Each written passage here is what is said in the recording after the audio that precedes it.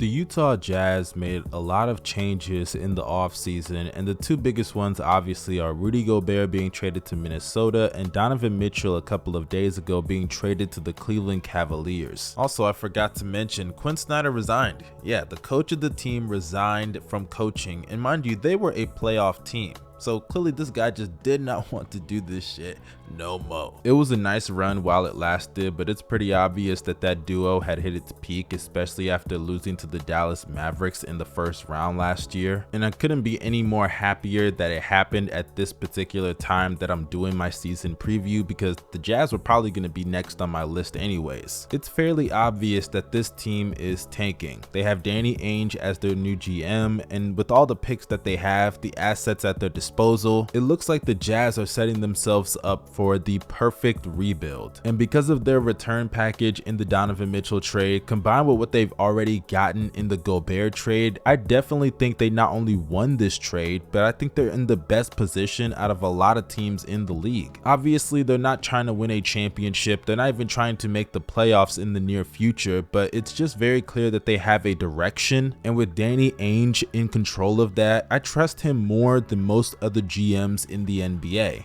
But before we go any further, make sure you drop a like on this video, subscribe to the channel, and press that bell for post notifications. This video is specifically about the Utah Jazz side of things. As far as the Cavaliers are concerned, I plan to make that video in the future, probably as my next video. It's gonna throw off the order of the season preview, but fuck it. Shit happens and you just gotta roll with the punches. But getting back to the subject of the Utah Jazz, if you look at the assets that the Jazz have turned Rudy Gobert and Donovan Mitchell into, it's Lauri Markkanen, Colin Sexton, Jared Vanderbilt, Ochai Agbaji, Talen Horton-Tucker, Stanley Johnson, Malik Beasley, Walker Kessler, Leandro Bolmaro, 7 first-round picks, and 3 pick swaps. Now, none of those players may leap off the board as superstar caliber players. Hell, you may even think none of them are stars. But when you make a trade with any type of star caliber player, more than likely you're not going to get a star player in return. You just have to break it down for a couple of assets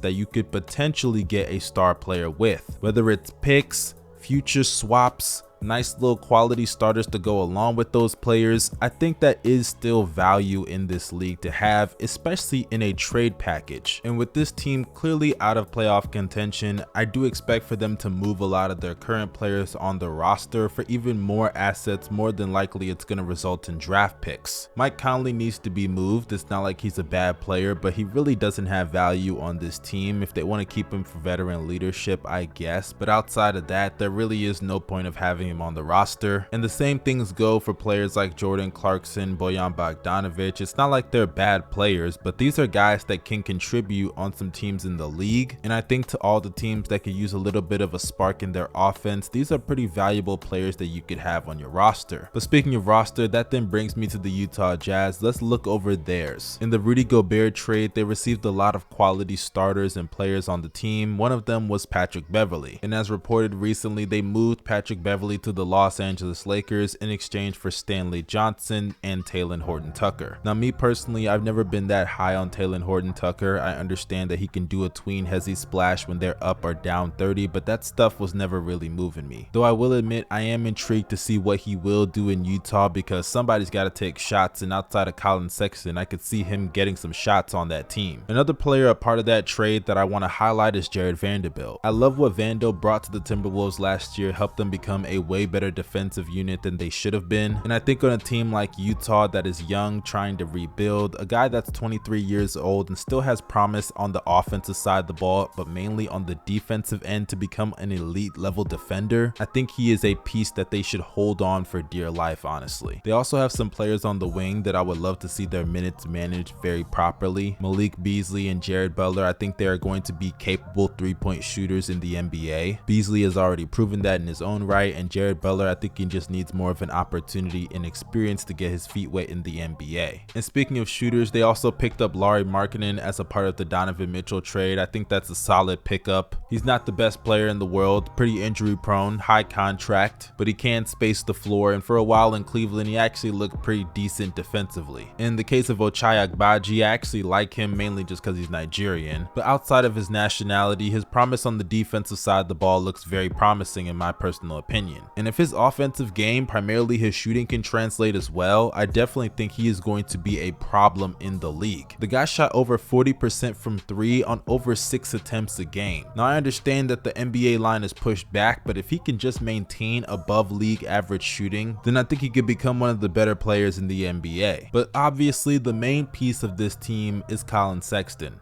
Now I understand that Sexton is not a superstar. A lot of people actually don't believe in him as a star, and to an extent I can understand why people feel that way. Sexton is a capable scorer with the ball in his hands, especially when he's taking a lot of shots, and that was on full display in the last full season that he played with the Cavaliers, averaging 24 points per game on 48, 37, and 82 shooting splits, which would accumulate to a true shooting percentage above average at 57%. But throw in the fact that Sexton was taking a lot of shots that he would not normally get in a lot of other teams in the NBA. The Cavs were not that great of a roster, and the fact that he is not that great of a playmaker nor a defender while standing at 6'1" and coming off of an injury that was season ending the year prior. It's not surprising to me why he didn't have that many suitors in the offseason and the Cavs were hesitant on paying him. But now that he is in Utah, assuming that he is healthy for the upcoming season, I do believe he's going to go back to his 20 point per game scoring ways on decent efficiency, and that's really all the Jazz need right now. They don't need him to be a LeBron James and will this team into the playoffs. They just need him to play at his best and see where the team goes from there, because the team is pretty bad, let's be honest. And I can't lie, if all things go according to plan, the Utah Jazz look like they're on the way to a perfect rebuild. This is a team that has gained so many assets from trading Donovan Mitchell and Rudy Gobert, whether it's young players, nice quality starters, good defensive pieces, draft picks, and when you throw in the fact that they still have other players still on the roster like Bogdanovich, Jordan Clarkson, and Mike Conley that they can move for even more assets, it truly is astonishing what Danny Ainge has done in just one offseason to set them up for a rebuild. And if you know anything about Danny Ainge from his time in Boston, then you know he's always trying to finagle and finesse some team in the NBA. Now, am I saying he finessed the Cleveland Cavaliers and the Minnesota Timberwolves? To an extent, I think he did, but at the end of the day, he's doing his job and he's doing his job very well. Sure, they're going to be trash for the next couple of seasons, but the draft picks that they're going to get in return is going to be worth it. This is not a team like the Lakers that can rely on getting free agents due to their location. This is Utah. They drafted guys like Donovan Mitchell, Rudy Gobert, John Stockton, Karl Malone, Gordon Hayward, and for the most part their development staff has done a pretty good job with those players. And I think with the next upcoming draft class featuring that 7-footer out there in Europe, I ain't gonna cap, that Wemby motherfucker looking crazy. So I completely understand why so many teams are trying to tank for him. Nonetheless, I do believe the Jazz are winners in this transaction, and that's not to say that the Cavs didn't win at all. But if you want to know my in-depth thoughts about the Cavs side of things, make sure you stay tuned for my next video. But that wraps up this video. Make sure you guys go and follow me on social media, Twitter, TikTok, Twitch. All of those links are down below in the description box. This is your boy Young Mustard signing out. Y'all stay safe and have a blessed day.